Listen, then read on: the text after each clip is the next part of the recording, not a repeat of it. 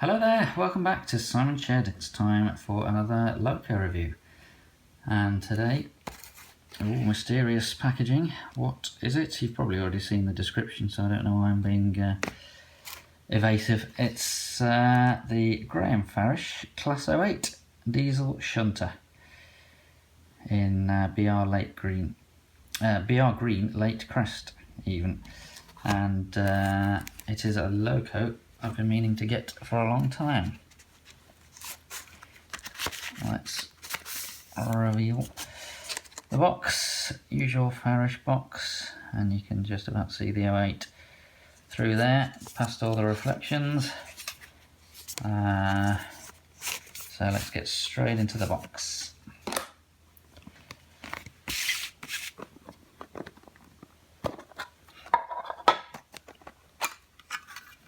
We've got a bit of paperwork and a little bag of bits, which we'll have a look at. I'll tell you what's in there in a sec.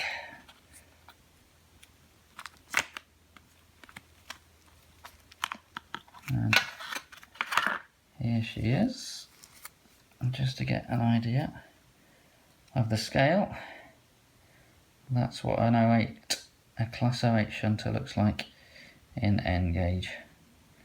Tiny little thing. Right, let's get it on a bit of track so you can have a better look at it, and we'll go through what's in the box. Right, before we zoom in too closely, let's just do the paperwork first. So we've got the usual Collectors Club bit. We've got the warranty request, exploded diagram of how it all goes together.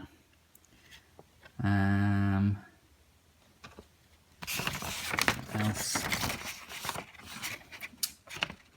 It says it'll run on first radius curves, 9 inches, 225 mil or greater, and it also tells you how to get the body off, which we'll come back to in a bit. And it recommends what lubricants to oil it with, and it is a DC loco, and just the general stuff about running in, maintenance and so on,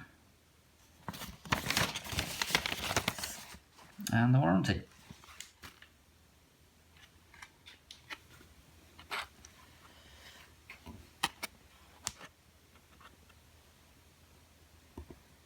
And what was in the bag of bits is pipes for the front, cosmetic couplers, and these mysterious straight things.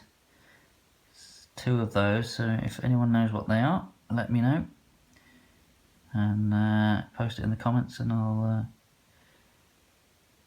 because I don't actually know what they are.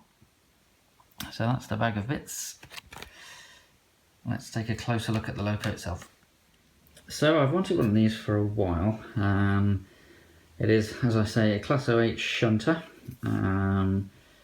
Entered service in the early 50s, and nearly 1,000 of them were built. So it's a loco I like anyway, and it's a very popular and widespread British loco, and related to my Shed Valley Railway layout, a lot of them are used on preserved railway lines these days, and I think as far as I know, they're still used on the actual main, not main lines necessarily, but certainly in sidings and in private companies. They still own these and use them, so very long lived. And they're obviously all about shunting, low speed and high power, so they're very highly geared, so that they can only go sort of 15-20 miles an hour, but they've got a lot of pulling power. And yeah, as I say, heritage railways tend to love these and use these, and over 60 of them are in preservation. And the reason I haven't got one before now is because they are DC They're not DCC ready.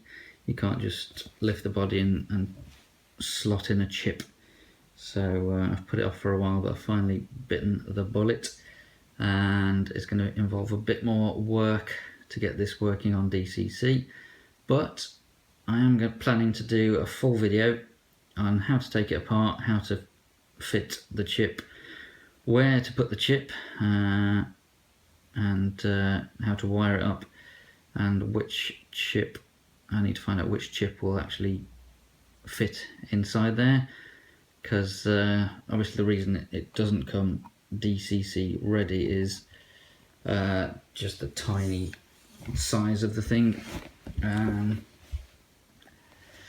So yeah, let's have a look at it in DC in this video, and then a following video, as I say, I'll do the DCC conversion and show you how I did it, assuming I actually managed to do it, that is. So let's have a look at the detail. There is an older Farish version of this. This is obviously the new, the most recent release of the Class 08 from Farish. And this particular one, as I say, in BR green. And it is very well detailed and very, very tiny. It's got NEM pockets, so you can swap out the couplings if you want to. Don't know if we can see into the cab. I can see it better on the camera. I think you can just about see into the cab there. Look.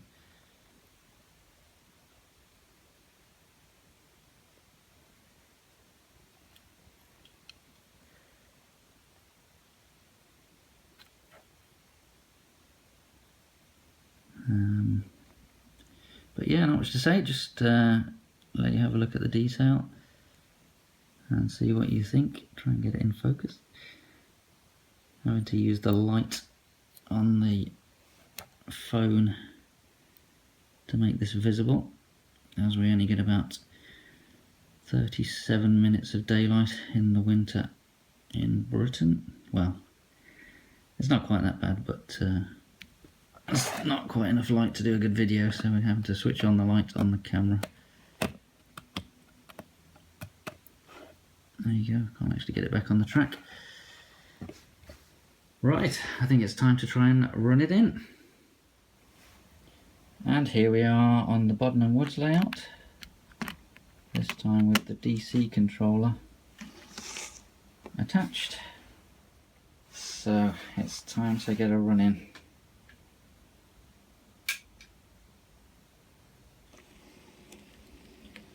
Off she goes. That's about half power.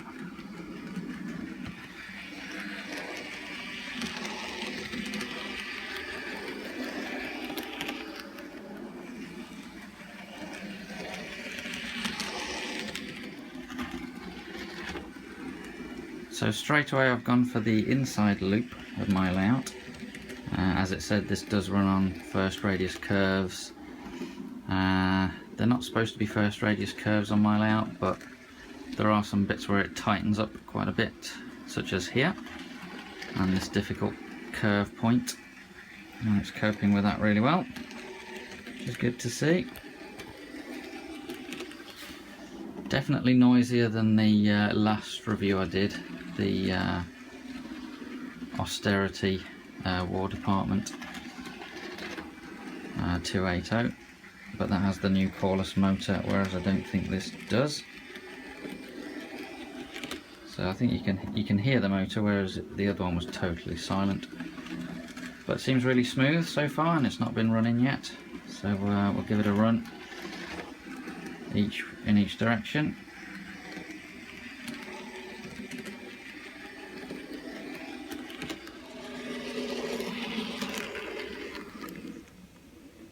There we are. Alright, now she's running. Seems a little bit quieter. I think what we'll do now is, let me see how slowly I can get it going. Obviously still on DC, remember.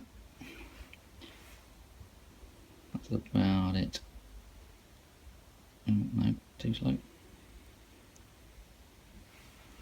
That's about it with this controller. It's the standard Bachmann controller in DC.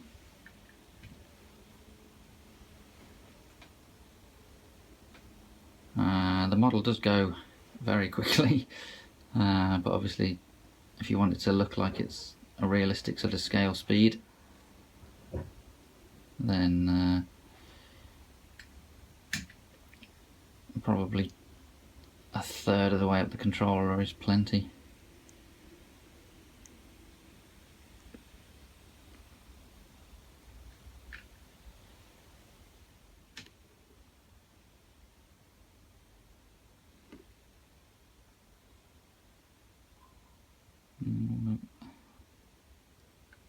There we go. Right, I think we need to get her doing what she does best, and that is a bit of shunting.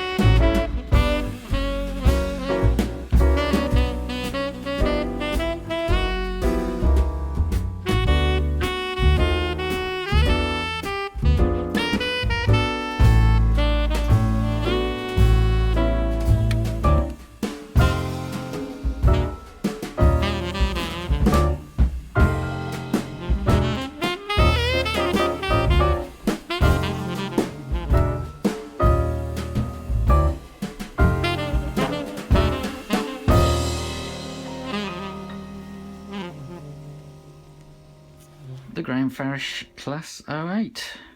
Very smooth runner, nicely detailed, a little bit of motor noise, but all in all a very good little shunter, and will be a happy addition to my layout.